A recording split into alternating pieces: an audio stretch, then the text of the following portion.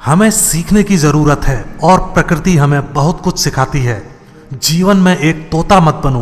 तोता बहुत अधिक बात करता है लेकिन ऊंची उड़ान नहीं भर सकता, लेकिन एक बाज चुप रहता है और आकाश को छूने की क्षमता रखता है। 7 बातें हैं जो हम एक बाज से सीख सकते हैं। नंबर 1, बाज ऊंचाई पर अकेले उड़ता है। बाज चिड़ियों, कौवों और छोटे पक्षियों के साथ नहीं उड़ता। मतलब छोटे दिमाग वाले लोगों से दूर रहें जो आपको नीचे खींचते हैं। बाज केवल बाज के साथ उड़ता है। एक कहावत है कि आप जिन लोगों की संगत करते हैं आप भी वैसे बन जाते हैं। यह सुनिश्चित करें कि आप अच्छी संगत में रहें। नंबर 2, बाज के पास विजन होता है। उसके पास 5 किलोमीटर तक किसी चीज पर ध्यान केंद्रित करने की क्षमता है। चाहे कितनी भी बाधाएं हों, बाज शिकार से अपना ध्यान तब तक नहीं हटाएगा जब तक कि वह इसे पकड़ नहीं लेता। मतलब अपना विजन स्पष्ट रखें, अपने जीवन में फोकस्ड रहें।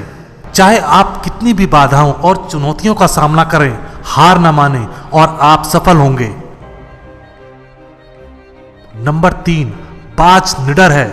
एक बाज कभी भी अपने शिकार के आकार और ताकत के सामने आत्मसमर्पण नहीं करता। बाज हमेशा अपने शिकार को जीतने और अपने क्षेत्र को फिर से हासिल करने के लिए एक लड़ाई लड़ता है। मतलब चाहे आपकी समस्या कितनी भी बड़ी क्यों ना हो, हार ना माने, इसके बजाय समस्याओं का सामना करें। सफल लोग निडर होते हैं, वे समस्याओं का सामना करते हैं। नंबर 4, बाज कठोर होता है। बाज को तूफान से मोहब्बत है। जब बादल इकट्ठा होते हैं तो बाज उत्तेजित हो जाता है। बाज तूफानी हवा का इस्तेमाल ऊंचा उड़ने के लिए करता है। एक बार जब वह तूफान की हवा पाता है तो बाज खुद को बादलों से ऊपर उठाने के लिए भयानक तूफान का उपयोग करता है। तूफान बाज को बिना पंख हिलाए हवा में तैरने में मदद करता है। उसी समय बाज अपने पंखों को आराम देता है। इस बीच दूसरे सभी पक्षी पेड़ की शाखाओं और पत्तियों में छिप जाते हैं, जिसका अर्थ है कि उपलब्धि हासिल करने वाले चुनौतियों से नहीं डरते, बल्कि वे उनका आनंद लेते हैं और फायदे के लिए चुनौतियों का उपयोग करते हैं।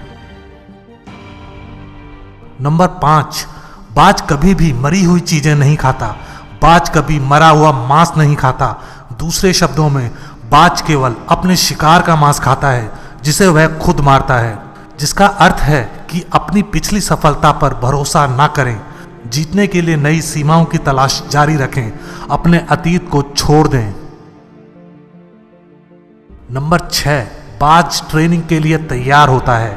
वह घोंसले में से नरम घास और पंख हटा देता है ताकि युवा बाज उड़ने की तैयारी में असहज हो जाएं, और अंततः युवा बाज उड़ जाता है जब घोंसले में रहना उसके लिए बहुत असहनीय हो जाता है, जिसका मतलब है कि अपने कंफर्ट जोन को छोड़ दें, वहां कोई ग्रोथ नहीं है। नंबर 7, बाज में जीवन शक्ति होती है। जब बाज बूढ़ा हो जाता है तो उसके पंख कमजोर हो जाते हैं और उसे उतनी तेजी से और उतना ऊंचा नहीं ले जा सकते जितना ऊंचा उसे जाना चाहिए। यह चीज उसे कमजोर बनाती है और इससे वह मर सकता है। इसलिए वह पहाड़ों में दूर एक जगह चला जाता है और वहां अपने शरीर से कमजोर पंखों को तोड़ देता है और अपनी चोंच और पंजों को चट्टानों पर मारता है जब तक कि वह पूरी तरह से नंगा नहीं हो जाता। बहुत ही खूनी और दर्दनाक प्रक्रिया होती है ये। तब तक वह अपने छिपने की जगह में रहता है जब तक कि वह अपने नए पंख, नई चोंच और पंजे नहीं उगा लेता है और फिर पहले से कहीं ज्यादा ऊंची उड़ान भरता है। जिसका मतलब है कि हमें कभी कभार पुरानी आदतों को छोड़ने की जरूरत है। चाहे कितनी भी मुश्किल चीजें जो हम पर बोझ हों या हमारे जीवन में कोई मूल्य ना जोड़ें, उन्हें हमें छोड़ देना चाहिए।